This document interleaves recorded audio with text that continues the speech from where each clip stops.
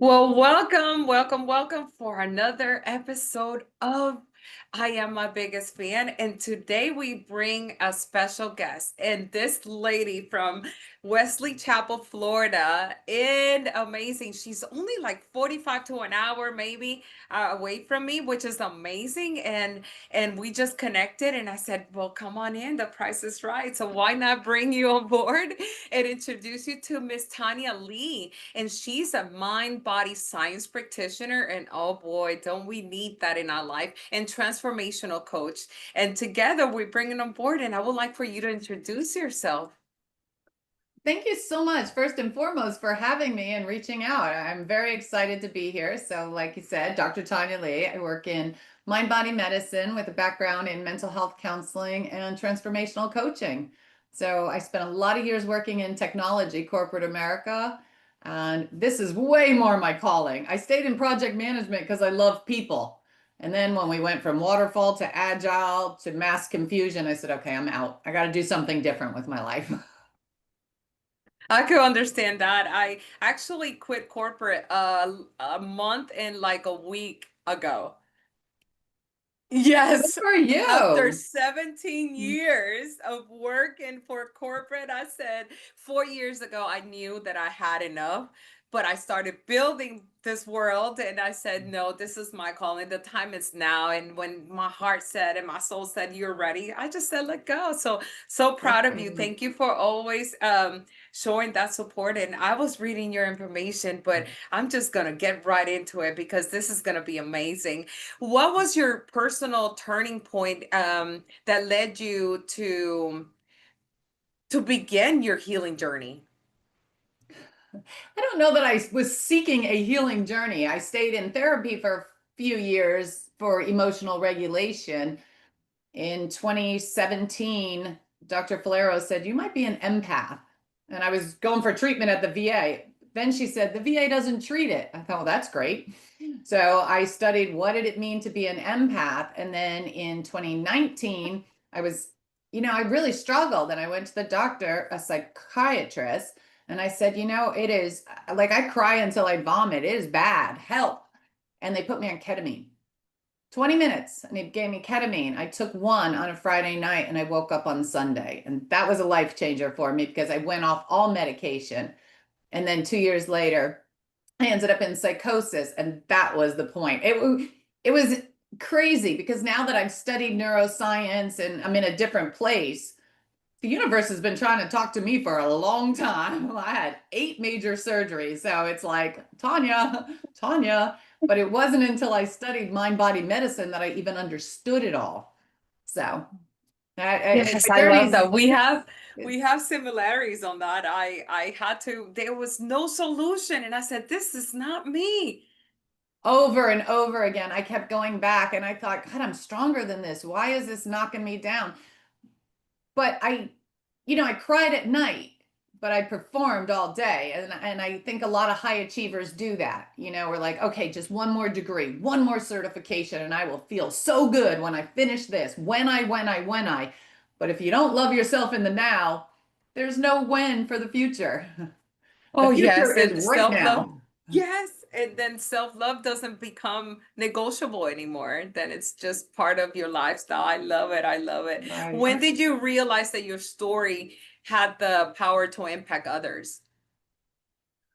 Well, that's a very interesting question because I've always been a big people person. Not so much pleaser, but I loved people. I loved the empowerment of people. I loved to see people succeed.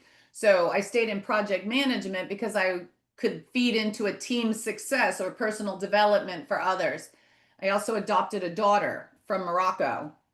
Yeah, she was 14 when I adopted her and she spoke no English. So it was fascinating to really transform her life into somebody who is super confident, gorgeous, intelligent, and a go-getter. I mean, she's a force to be reckoned with, and she came here without speaking. And she comes from a country where women don't have the loudest voices. So it's nice to see that, she really made that breakthrough and transformed and is doing so well. So Oh my that, God, that's an amazing yeah. story. I love that. How old is she now? She's 29 now. She's not my baby anymore, but she is 29 years old. So I got her at 14. She spoke no English. We did a lot of charades for a few years, and she graduated with honors, national and French. So, but Amazing. how Well, I got into congratulations this, to you and her. well, it all kind of links together. You know, when you understand quantum physics and the universe, my aunt worked as the dean of complementary and alternative medicine in University of Miami for over 30 years. My cousin-in-law is a big healer who worked with my aunt. So it all ties together. My daughter did her first degree in psychology. So I said, she got the education, she got the paper, I got the education. And then I went on and did the master's because that was a limiting belief, to be honest with you, because I thought I needed it to be in this field. I didn't really understand the difference between coaching and healing.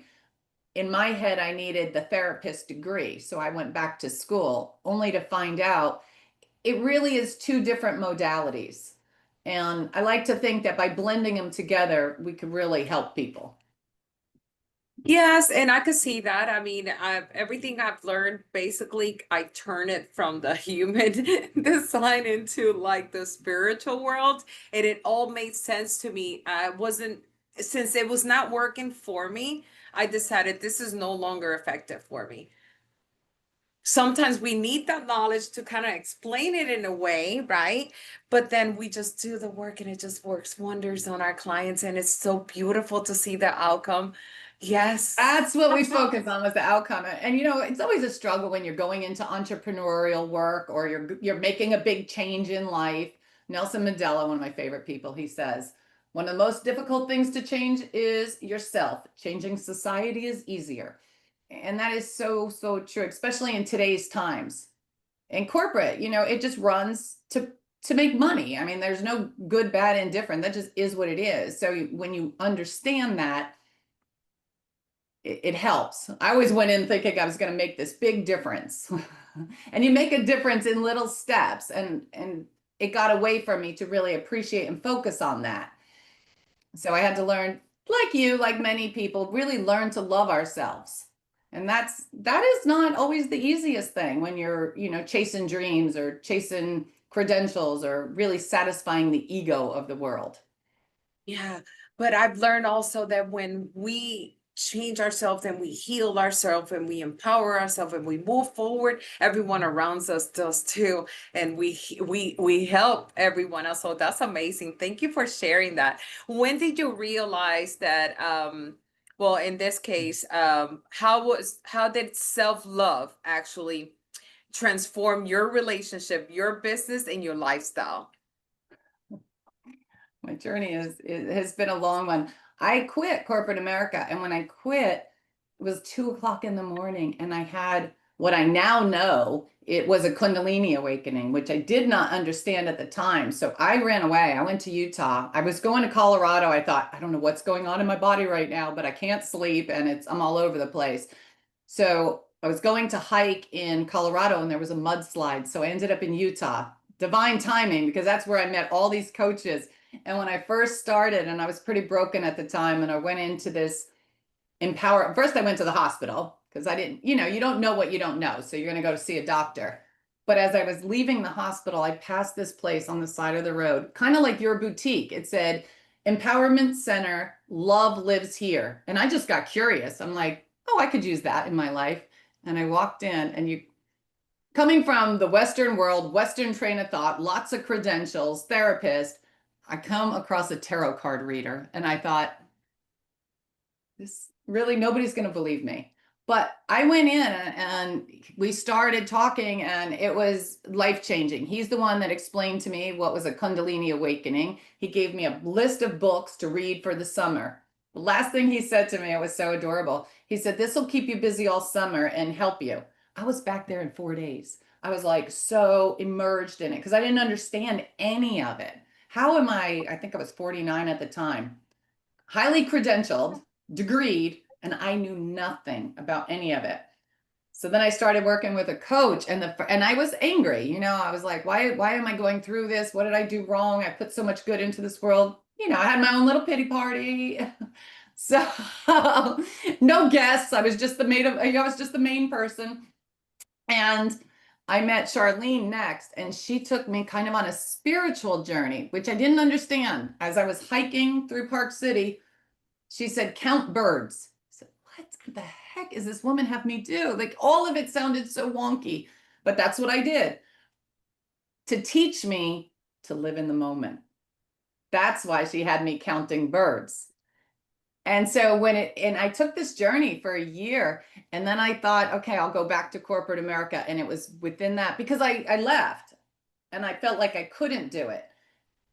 And I needed to prove to myself that I could. So I went back to corporate America and I had a fantastic run, which is crazy because I've hated corporate America my whole life. It was the bane of my existence. And when I went back, I went to a company called Merkle, and I had the best boss, the best team, the best people, and yet I still wanted out. So that's when the light bulb went off that there's something more.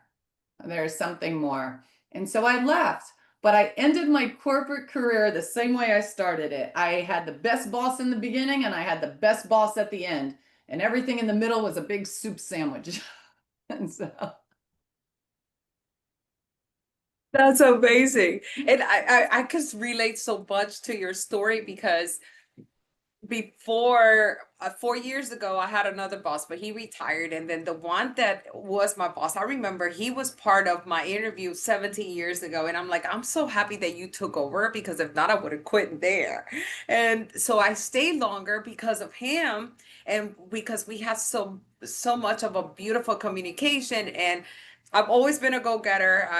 I came from $11 an hour at that company to making six figures with them. And you then go, girl. yes, but then it wasn't my fully purpose. 4 years ago, I still struggled, even though that I had that. I even negotiated lunch, and he will take us to lunch from Monday through Thursday. We had it, but we worked 7 days a week. I didn't have time, and in between, I started building my company, and then this store came out of nowhere, and I'm like, oh my gosh, this is it. I have to continue this journey. There's a purpose, and it just created this integrity in what I want to build and what I want to continue to serve others. And so I can relate so much with that. I'm so proud of you.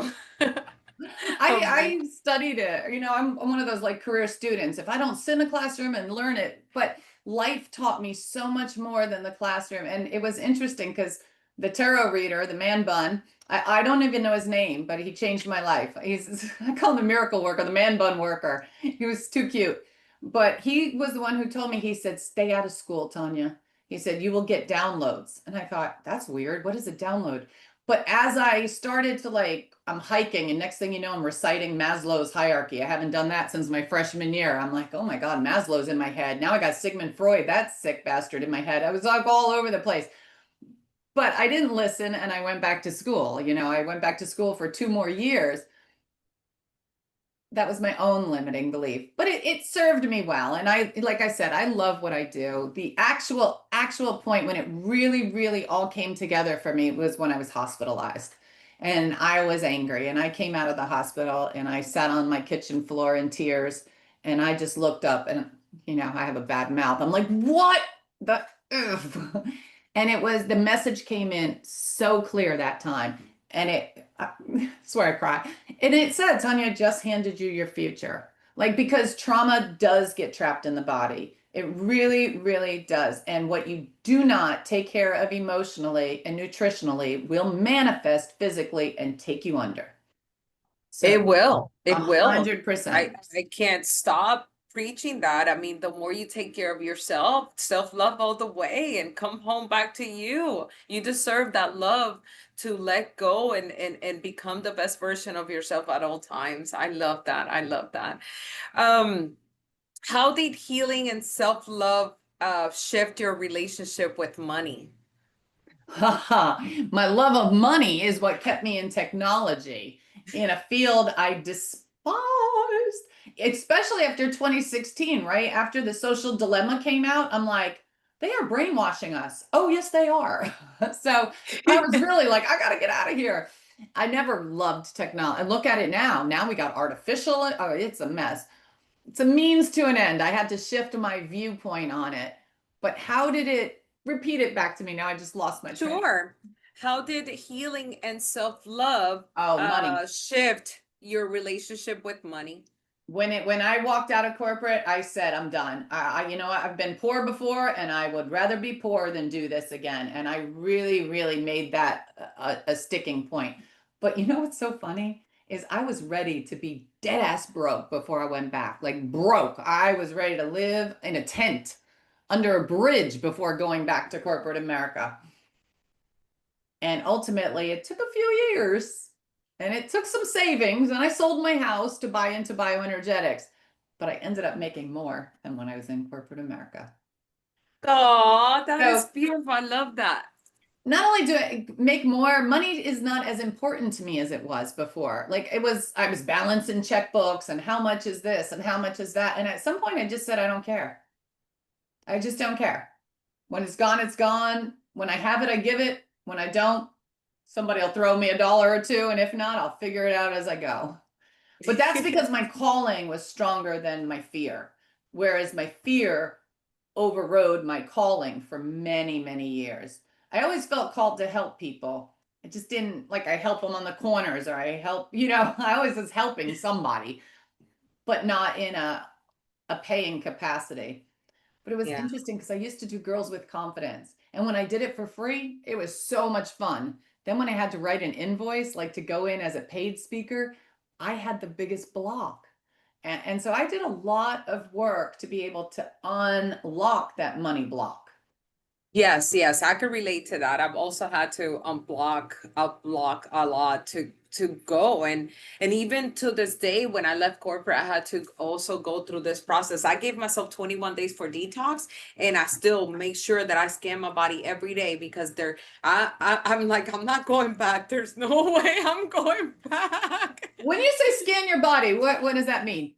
I use energy. So I use energy and I just flow my energy at Oh, okay, different okay, points of okay. my body through my chakras to see why is my energy stuck, or because sometimes money problems on people sometimes relate to inner child wounds. It's sometimes just related with ancestral, generational, your dad, your mom. So I scan myself all the time and I go deeper. If something's off and I'm stuck, because I'm a solution finder, I'm a solution seeker. And I'm like, something is not right. Let me go deeper. And I'll do meditation, self-work, I go ground, whatever it takes, because I do it all to make sure that I'm always Perfect. in a point of breaking whatever is keeping me stuck. I don't like to feel stuck. Yeah. I don't either. I didn't know how to break it for the longest time, but when you said scan, so it's interesting because I do the energy scan, chakra scan, but then I bought into bioenergetics.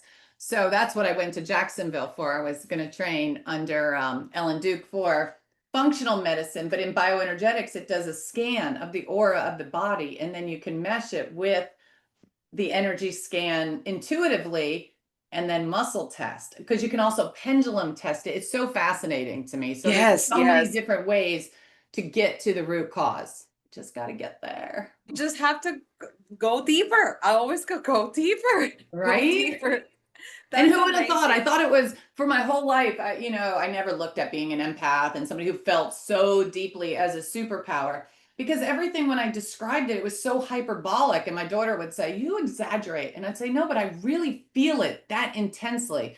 So I get it when somebody like the anger is just embedded or the joy is like, "I can't sleep. I'm so happy." And then, Western, I'll say, bipolar. Like, all right, whatever you want to call me today. But the Yeah, reality yeah. is that it really, now I say anxiety is just energy suppressed in the body. So let's figure out how to get it flowing and get us moving. So living in a flow state is super important. I love that. I love that. Yes, yes, yes. Where can people connect with you and find you and work with you? Well, we are in Wesley Chapel, so I'm really Wesley Chapel on State Road 54. So website is consciouslyaware.com. So look us up, come on in. I do transformational coaching now. So I created an aware methodology based on my own life and lives of others. And so basically we do aware in order to be consciously aware to make any change. So we assess, work inward, align, reframe, and empower. Super simple. And we just flow right on through those 5 steps in 6 months. And the journey is amazing. A lot of my clients have a great time on their journey and they're so empowered at the end. Like they can't imagine where they were and where they are now. It's like night and day. And now we do it in 6 months. When I did mine, I did it for a year. And then I went back to school for 2. So it was like I just I just wanted to be on the journey apparently, but I love it how we test and trial and then make it easier for our clients to just thrive in the like in a matters of less time because it took us a lot. It took me a while to figure out that I had needed to become a Reiki master when in 2007 I bet what was called for. In 2018 I was called for, but I was not listening. But now it's like I put it together so that they could learn in easy ways and just become their best version of themselves. I'm so proud of you. I love that. I love that. And you're not too far, so I can't wait that one day we could just connect and maybe I have love tea. it. Oh, that will be amazing. Yes. Do you currently have any offers, events, or any gifts that you might want to give the community here watching us today? If they call me in the month of July, I will do a free bioenergetic scan. So it'll match the energy scan that people do intuitively. It will give them an understanding. So we can do it through technology, through intuition, and then through what do we call it? Pendulum balancing. Oh, I love that. So you heard that, guys. Month of July. Today is July 10th, and July has 31 days. So get going. Make sure you check out her website. Yeah, check And it out. yeah, It's really definitely. it's life changing when people really see it. And then I do a lot of applied kinesiology. So we muscle test against it. So it all comes together. It's really beautiful. Really, I do a lot of what you do. I'm going to come out to your shop. I can't wait to see it. Yes, I love it. I love it. And if you were to finish this sentence, the Uh, world needs more of. Empathy, empathy, empathy, empathy. We need the ability to put ourselves in somebody else's shoes. We have way too much keyboard confidence in this world and not enough competence. So I say empathy. If we're able to put ourselves into another person's shoes, we would be a kinder, we would be more understanding, and obviously we would all rise together. So that's what I think the Amazing. world needs more of, love and empathy. Oh my God, I love it. For you guys, this is Tanya Lee. You got to check her out. Amazing. Thank you for being with us, Tanya. It's amazing. So, for the ones that don't know me, I am Blangelika Rivera. I'm founder of I Am My Biggest Fan, store owner of Blangelika's Boutique, located in Arbondale, Florida, serving globally. And we bring happiness to you by holistic approach. And why not? Why not become your biggest fan? If you want to reach out to us or if you want to become a guest speaker, you could reach out at www.blangelicasboutique.com and we'll see you here. I'll see you. Become your biggest fan. Don't forget. Thank you, Tanya. Thank you.